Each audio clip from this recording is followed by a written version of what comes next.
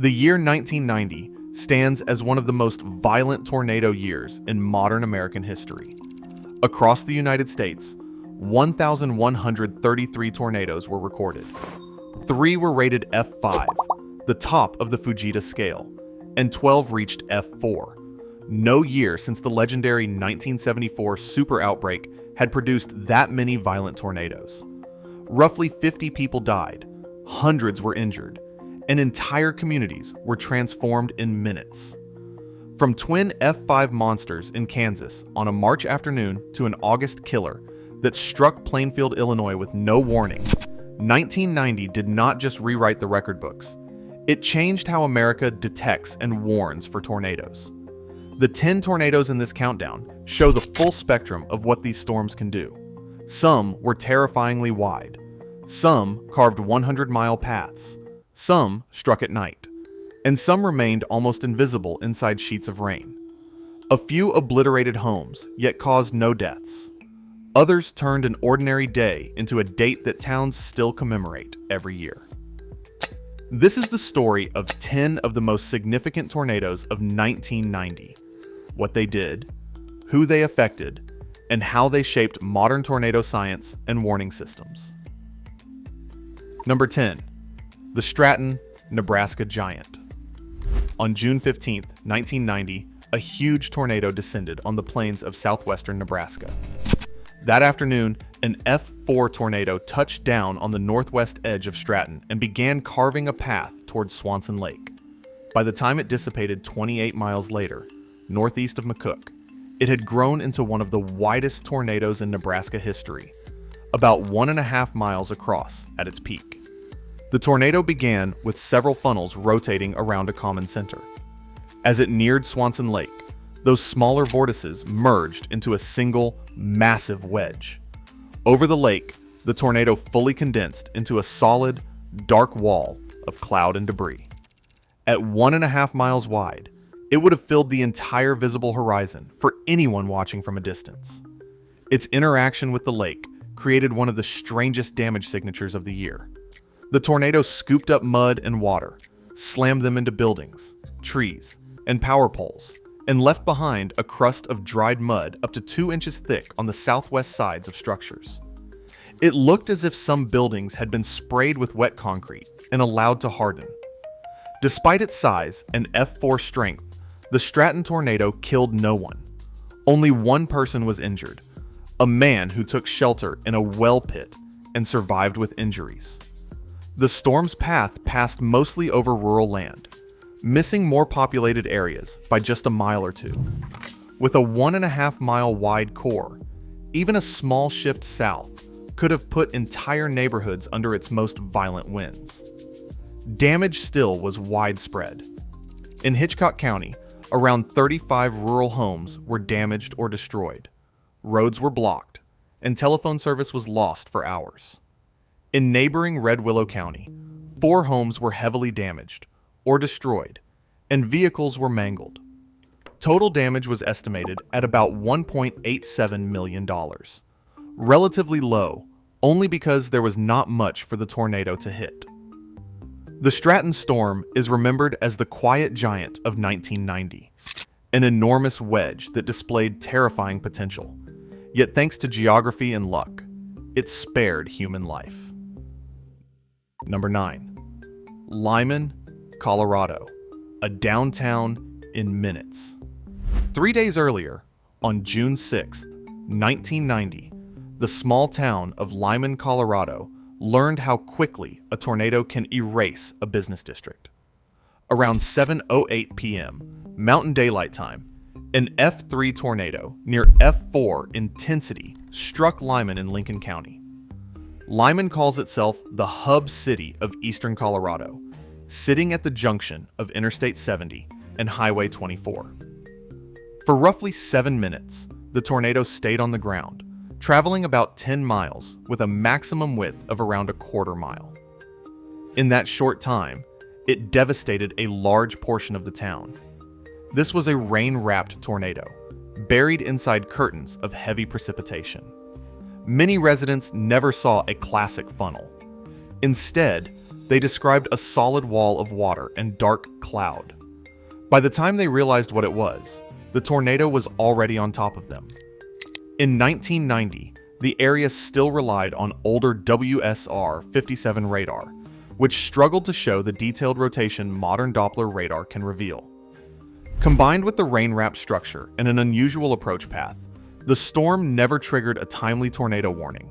No tornado warning was in effect when it hit. The damage was brutal for a town of a few thousand people. About 228 of Limon's roughly 750 homes, around 30%, were damaged or destroyed. An estimated 80% of the business district was wiped out. 23 businesses were destroyed. The elementary school was damaged. Freight cars were knocked off tracks, and power and telephone service went down. Total losses were estimated between $12.8 million and $20 million. Yet, amazingly, there were no fatalities. 14 people were injured, 5 seriously, but everyone survived. Considering that nearly a third of the town's homes were affected, and most of downtown was demolished, the lack of deaths is remarkable. It is likely a combination of quick reactions, sturdy interior rooms, and simple luck. People happened to be in parts of structures that remained standing. In the months that followed, Limon rebuilt with stronger infrastructure. A new town hall, medical clinic, library, senior center, and fire station rose where debris once lay. The Limon tornado stands as one of the strongest tornadoes in Colorado history, and a reminder that the most dangerous storms are not always the ones you can easily see.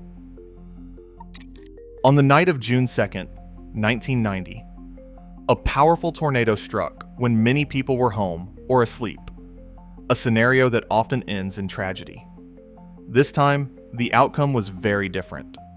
Around 11 p.m. Eastern, an F4 tornado touched down near Bright, Indiana, then roared east into Ohio.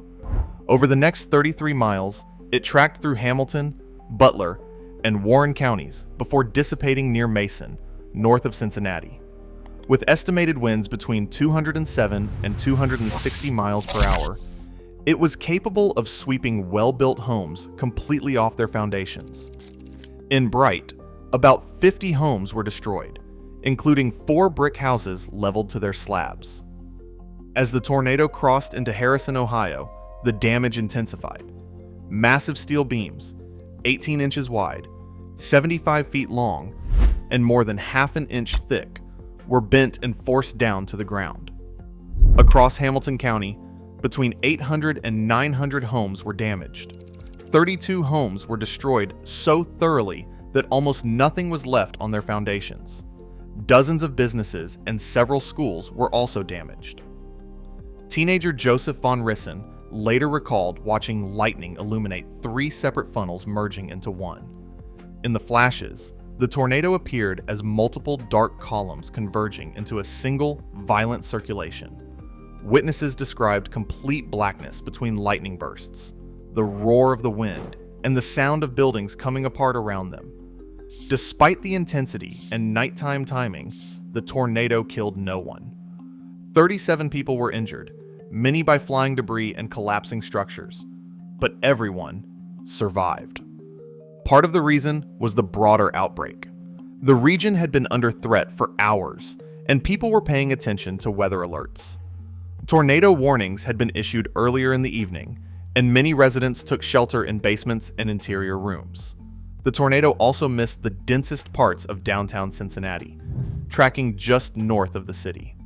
The Bright to Harrison tornado is a rare example of a long-track, nighttime F4 that produced extreme damage but no fatalities, showing how warnings and public response can dramatically change the outcome of a violent storm. Some of the most violent tornadoes in history strike far from cities, leaving behind little more than survey notes and scars on the land. The Girvin, Texas tornado of June 1, 1990 is one of those storms. Around 4:20 p.m. Central Daylight Time, an F4 tornado touched down near Girvin in Pecos County, Texas, in the remote Bakersfield Valley. It moved through a sparsely populated landscape of ranches and oil fields, staying on the ground for only 5 to 7 miles. But what it did in that short distance was extraordinary. At its widest, it reached about 1.3 miles across, making it one of the widest tornadoes in Texas history, and one of the widest of 1990. 2 people were killed. A dump truck driver was thrown from the highway, and a father whose car was picked up and tossed while he was traveling with his family was also killed. 21 others were injured, a large number considering how few people live in the area. The damage signatures from Girvin read like a physics problem taken to the extreme. An adobe brick house was completely obliterated, supporting the F4 rating. A co-op building suffered major structural damage. 57 pump jacks in the oil field were damaged or destroyed. Power lines and small structures were twisted and scattered. Most incredible of all were 2 500-barrel oil tanks, each weighing several tons. The tornado did not just tip them over. It picked them up, rolled them for roughly 3 miles, and pushed them about 600 feet up the side of a steep hill. Surveyors also found a half-mile-wide zone of severe ground scouring where vegetation and topsoil were stripped away, along with a 300-foot wide strip of asphalt peeled from a roadway. No known photographs or widely circulated videos of the Girvin tornado exist. It happened in a remote area with few witnesses. Instead, its legacy lives in the survey reports and in the landscape itself. Many researchers consider Girvin one of a small group of underrated F4 tornadoes that likely reached F5 intensity, but lacked enough well-built, conventional structures to meet strict rating criteria. Had this tornado struck a town rather than an oil field, it might be remembered as one of the most destructive tornadoes in modern history. Instead, the remote plains of West Texas quietly absorbed the impact. Number 6. 106 miles, Illinois to Indiana. On June 2nd, 1990, as a major tornado outbreak unfolded across the lower Ohio Valley, one tornado stood out not for its death toll, but for its endurance. Around 6:20 p.m. Eastern, an F4 tornado touched down near Ayden, Illinois. Over the next several hours, it traveled 106 miles, crossing from southern Illinois into southern Indiana before finally dissipating near Huron, Indiana.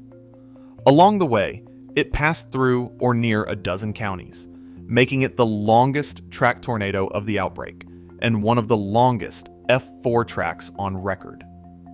In Illinois, the tornado struck Wayne, Edwards, and Wabash counties.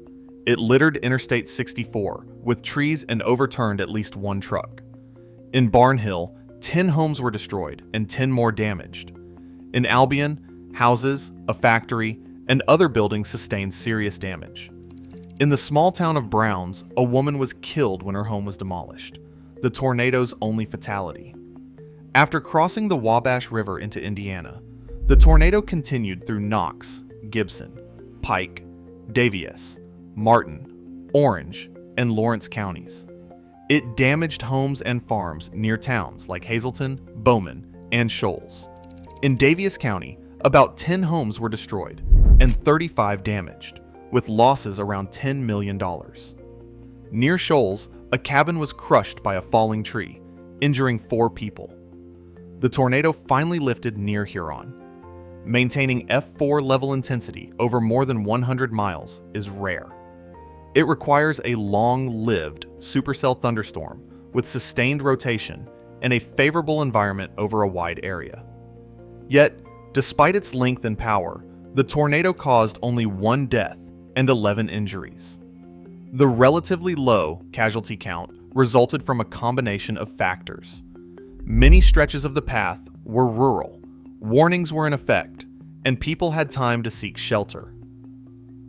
The 106-mile Illinois to Indiana tornado is a reminder that some of the most impressive tornadoes in the record books are remembered more for what they could have done than for what they actually did. Number 5.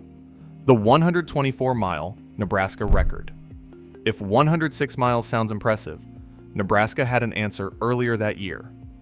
On March 13, 1990, at about 5 p.m. Central Time, an F4 tornado touched down 3 miles south of Red Cloud in Webster County, Nebraska. Over the next roughly 2.5 hours, it tracked northeast across 8 counties: Webster, Nuckolls, Clay, Fillmore, York, Seward, Butler, and Colfax, before lifting 3 miles east of Schuyler. The official path length is 124 miles, the longest tracked tornado in Nebraska history. Meteorologists still debate whether this represents one continuous tornado or a closely spaced family of tornadoes, but official records list it as a single event. Remarkably, this 124-mile F4 tornado killed no one. Across its long path, it injured only 8 or 9 people. A few were hurt in flipped vehicles. A police officer was injured when his car overturned. 2 people were injured by flying glass at a motel near Interstate 80. The damage, however, was widespread. Near Red Cloud, several farms were damaged or destroyed, power lines were torn down, and livestock were killed. In Nuckolls County near Lawrence, dozens of homes and farm buildings were damaged. A lumber yard was destroyed, and a grain elevator was hit. In Clay County near Sutton, nearly 50 homes were damaged. Multiple businesses were struck, and farms were torn apart. A pickup truck flipped and injured several people. A police car overturned. More than 100 cars were damaged at a dealership. In York County, rural areas near the Interstate 80 interchange were hit hard. Several farmhouses were heavily damaged or destroyed, and 57 railroad cars were derailed near Waco. An estimated 10,000 migrating snow geese were killed, a stark environmental toll. Near a motel and gas station complex by Interstate 80, roofs were torn off and vehicles were destroyed. Farther northeast in Butler and Colfax counties, more homes, farms, and livestock were damaged before the tornado finally lifted. The path it left behind was a long diagonal scar across Nebraska's heartland.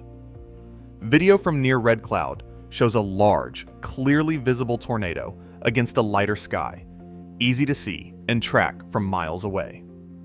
The storm moved slowly enough and stayed visible long enough that spotters and residents could watch it and relay information down the line, giving later communities time to prepare. The 124-mile Nebraska F4 is one of the clearest examples of a violent long-track tornado that, thanks to a rural path, good visibility, and effective warnings, produced staggering damage, but no deaths. Number 4. Petersburg, Indiana, a town torn in half. Not all tornado stories from the 1990s ended so well. On June 2nd, 1990, at about 7:15 p.m. Eastern Time, an F4 tornado tore through Gibson and Pike counties in Indiana, inflicting some of the state's worst tornado damage since the 1974 Super Outbreak. The tornado formed west of Union in Gibson County and moved roughly 10 to 15 miles, several hundred yards wide, before passing straight through downtown Petersburg in Pike County. Indiana was in the midst of a historic outbreak, with 37 tornadoes that day, more than any other single day in the state's history. The Petersburg tornado would become the deadliest. The storm killed 6 or 7 people. One victim later died of injuries. It injured around 60 others. Among the dead were Frank and Marjorie Mallet, killed in their home west of Union when it was leveled, and several other residents whose names are still honored in local memorials. An elderly couple west of Union died when their house was destroyed while they slept. At the same time, the Indiana State Picking and Fiddling Contest was underway at Hornady Park on the Pike County 4-H grounds. About 50 to 60 people were at the music festival.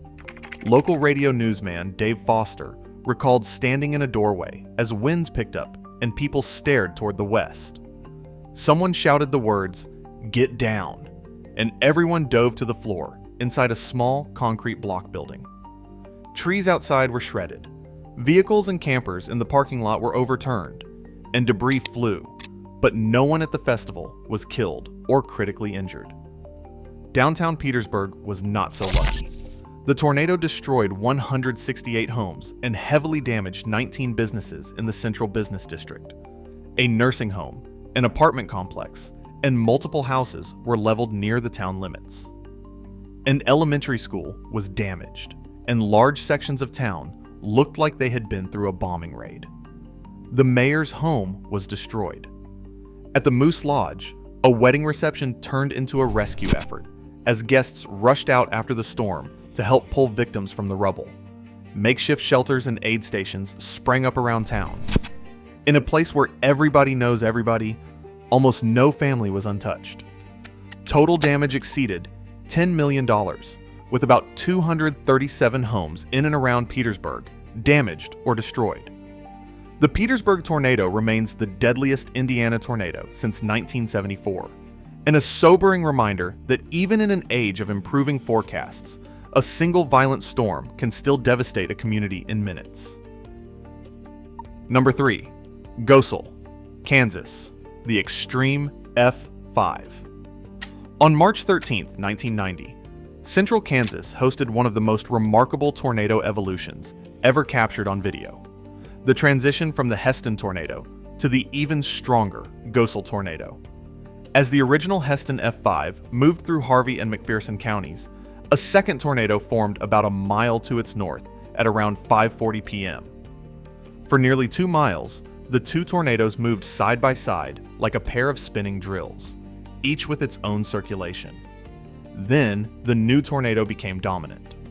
The original Hesston tornado shrank into a smaller satellite vortex orbiting the stronger circulation, and it was eventually absorbed. The new dominant tornado is known as the Goessel tornado. Rated F5, it carved a 22-mile path primarily through Marion County, reaching a maximum width of about 1,320 yards, 3/4 of a mile, before dissipating near Marion Reservoir. Survey teams described the damage as extreme F5, some of the most severe they had ever seen in Kansas. Despite that rating, the Goessel tornado caused only one fatality. The victim, 68-year-old Ruth Voth, lived in a converted Army barracks building near Goessel with no basement. Her home was completely swept from its foundation. Earlier that day, she had visited her husband Harold in the hospital in Newton. He urged her to get home and take shelter from the approaching storms. She never reached a safe place below ground. No one else died in the Goessel tornado, although several homes were completely obliterated. In many cases, people survived in basements while their houses were scoured away above them. Surveyors documented dramatic cycloidal ground scouring, looping patterns carved into fields by intense suction vortices within the main circulation. Several homes were swept entirely off their foundations, with debris carried long distances. Scientists were fascinated not only by the damage, but by the evolution of the storms. Multiple videos clearly show the handoff between the Hesston and Goessel tornadoes, the first time such a process had been captured so well. Dr. Ted Fujita, creator of the Fujita scale, studied the event carefully, using it to refine ideas about mesocyclone cycling and how supercells can produce families of tornadoes over time. The larger Hesston and Goessel tornado family remained on the ground in some form for more than 3.5 hours, and it traveled nearly 120 miles. The Goessel F5 is one of only a handful of F5 or EF5 tornadoes in Kansas history, placing it in a very small club alongside events like Udall, Topeka, and Greensburg. Number 2. Hesston, Kansas, a town that survived an F5. Before Goessel, there was Hesston, the first of the twin F5 tornadoes on March 13, 1990. At 4:34 p.m. Central Time, a tornado touched down near Pretty Prairie in Reno County, Kansas. It soon intensified into an F5 and headed northeast, cutting a 48-mile path through Reno and Harvey counties, and striking the town of Hesston around 5:37 p.m. At its peak, Doppler radar measured winds of about 276 miles per hour, among the strongest ever recorded in a tornado at that time. The tornado's width peaked around 1,320 yards, 3/4 of a mile, near Haven, then narrowed to about 300 yards as it crossed the Little Arkansas River and approached Hesston. The parent supercell remained highly organized, and after passing Hesston, it eventually cycled and produced the Goessel F5. Despite its strength and long track, the Hesston tornado caused only one direct fatality. 6-year-old Lucas Fisher died in Burton when the chimney and fireplace of the house where he was sheltering collapsed into the basement, crushing him while his family survived. 60 other people were injured, some seriously, but no one within Hesston's town limits died, a remarkable outcome for an F5. Warning lead time was a major reason. Local officials tracked the storm from its early stages. Tornado warnings were issued with generous lead time, and sirens in Hesston sounded 3 times before the tornado arrived. Residents took the situation seriously and moved to basements, storm shelters, and interior rooms. Originally, the storm's projected path lined up almost perfectly with 3 high-risk locations: Hesston College, the Skowalter Villa nursing home, and a nearby trailer park. Changes in the storm's internal structure nudged the track slightly north, sparing those sites a direct hit and likely preventing a much higher death toll. Even so, the damage in and around Hesston was severe. The tornado destroyed or damaged 226 homes. About 90 were damaged beyond repair, and 30 were completely swept from their foundations, including some that were anchor bolted to the slab. 21 businesses and around 20 farms were also damaged or destroyed, with total losses in Harvey County alone exceeding $25 million. Debris from Hesston traveled extraordinary distances. Checks from a local business were found about 85 miles away in Manhattan, Kansas, and a personal check turned up roughly 115 miles away near Blaine. Light debris traveled more than 100 miles downwind. Visually, the Hesston tornado was a classic Great Plains wedge, a black wall that seemed to sit in place and grow larger until suddenly it was close. After crossing the river, it reorganized into a taller, narrower funnel with multiple suction vortices spiraling around it.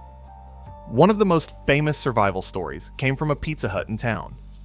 Manager Jason Reynolds, noticing the unusual motion of the clouds and recalling his severe weather training, moved customers and staff into the walk-in freezers and held the door shut as the storm hit. When they emerged, the front of the restaurant was gone, windows shattered and debris scattered, but everyone in the freezer was alive. The community's response was immediate. Volunteers flooded in, and within days debris was cleared and rebuilding had begun. Hesston became a textbook case of how effective warnings and community action can massively reduce loss of life, even in the worst tornadoes. Number 1. Plainfield, Illinois. The invisible August F5. All the tornadoes in this list were powerful, and some were historic. But one 1990 storm stands apart, not just for its strength, but for when it happened, how it looked, and how completely the warning system failed. On Tuesday, August 28, 1990, at 3:28 p.m., an F5 tornado struck Plainfield, Illinois, with no tornado warning in effect. In just 30 minutes, it killed 29 people, injured about 350, and became the deadliest U.S. tornado since 1979. It remains the only F5 or EF5 tornado ever recorded in the month of August in the United States, and the only F5 to strike the Chicago metropolitan area. The tornado touched down near Oswego around 3:15 p.m. and traveled 16.4 miles through parts of Kendall and Will counties, impacting communities such as Crest Hill and Plainfield before lifting near Joliet around 3:45 p.m. At its peak, it reached a width of about half a mile and had estimated winds between 261 and 318 miles per hour. Over farmland west of Plainfield, it stripped mature corn from fields and scoured away inches of topsoil, leaving bare earth where crops had stood, a classic sign of F5 intensity. Unlike many Great Plains tornadoes, the Plainfield tornado was almost invisible. The parent storm was a high precipitation supercell that wrapped the vortex in heavy rain and low clouds. Most survivors never saw a neat funnel cloud. They saw a big green wall of water and cloud. The tornado also moved from northwest to southeast, opposite the path many Midwestern residents expect. The human stories from that afternoon are deeply tragic. At Plainfield High School, science teacher Stephen Hunt was killed when a 20-ton semi-trailer was hurled through his classroom. 2 maintenance workers at the school also died. In Crest Hill, 17-year-old Letitia Harrod and her 5-week-old daughter Titania were killed when their apartment building at Crest Hill Lakes collapsed, and their bodies were found in a nearby cornfield. At St. Mary Immaculate Church and School, several staff members and a child were killed. 4 motorists died along US Route 30 when the tornado crossed the highway. But there were miracles amid the destruction. Ed and Sharon Friedel's 28-day-old daughter Danielle and a 6-month-old baby that Sharon was babysitting were both thrown into debris and survived without major injuries. At Plainfield High School, about 107 football players had been practicing outside but were brought indoors because of lightning shortly before the tornado hit. The volleyball team was inside, preparing in the gym. Around 150 student athletes crowded into an interior hallway, the only section that remained standing after the roof collapsed and other parts of the building were destroyed. In total, the tornado destroyed 470 homes and damaged roughly 1,000 more. About 50 businesses were obliterated. Plainfield High School, Grand Prairie Elementary, the District Administration Building, and St. Mary Immaculate Church and School were heavily damaged or destroyed. Neighborhoods across Plainfield, Crest Hill, and surrounding areas were ravaged, with dozens of homes in each area wiped out. Total damage was estimated at about $165 million in 1990 dollars. Meteorologically, the atmosphere was primed for an explosive storm.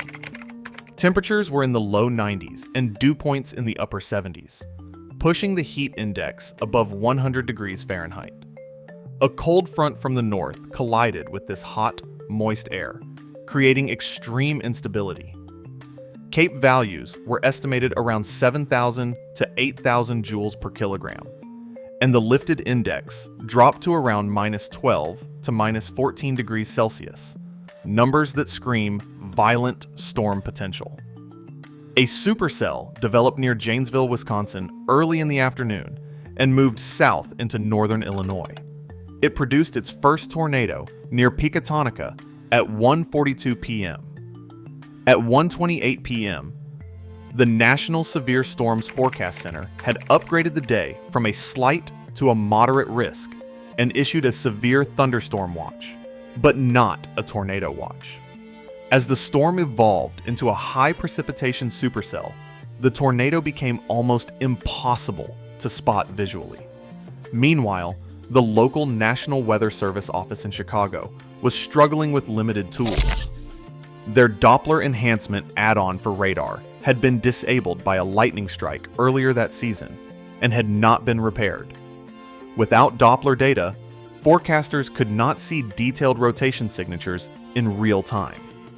The office was also responsible for the entire state of Illinois and was understaffed. A severe thunderstorm warning, not a tornado warning, was issued at 3:23 p.m., just 5 minutes before the tornado hit Plainfield. The warning did not mention tornadoes and did not accurately outline the highest risk area. The first tornado warning associated with the storm was issued only after the tornado had already dissipated. The NOAA disaster survey that followed was deeply critical. It cited poor forecasting decisions, lack of coordination with storm spotters, inadequate preparedness, and the failure to quickly repair or back up damaged radar equipment. From that tragedy emerged a new operational philosophy. It is better to issue too many warnings and risk false alarms than to miss a single deadly tornado. Meteorologists call this mindset Plainfield Syndrome. The Plainfield disaster also accelerated the deployment of the NEXRAD Doppler radar network nationwide. Romeoville, Illinois, just south of Chicago, became one of the earliest NEXRAD sites, specifically in response to the need exposed by the 1990 event. Forecast responsibilities were reorganized, with new National Weather Service offices in Romeoville and Lincoln, lightening the load on any single center.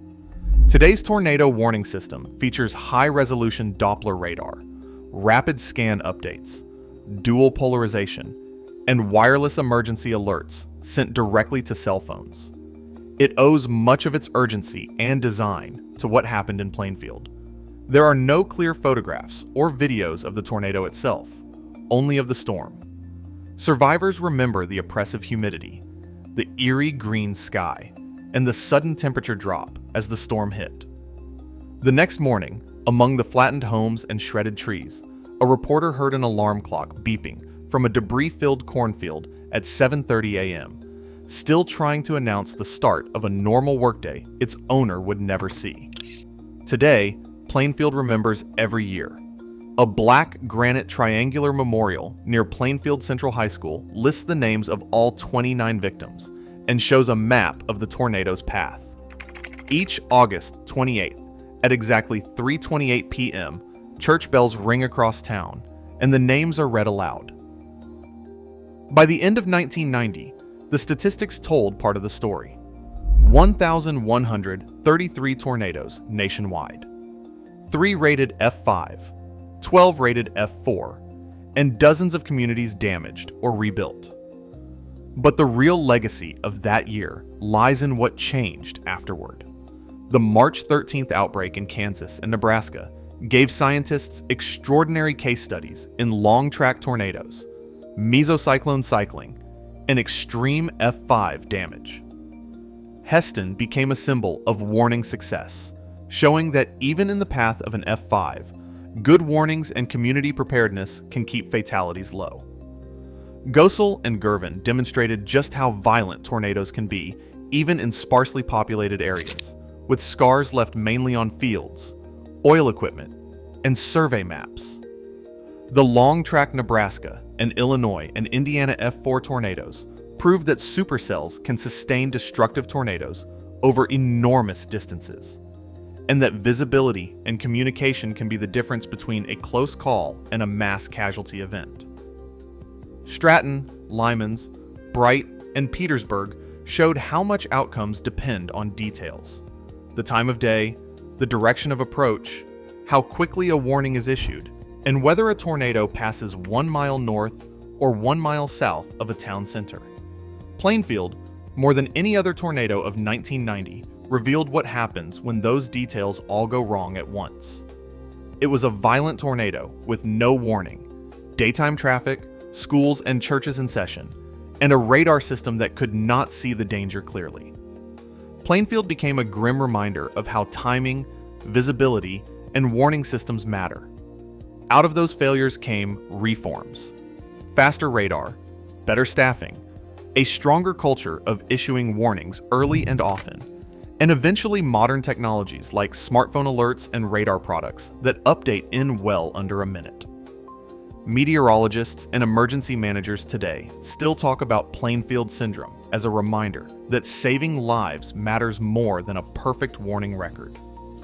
These 10 tornadoes, stretching from Kansas and Nebraska to Texas, Colorado, Indiana, Ohio, and Illinois, represent the diversity and raw power of nature's most violent storms.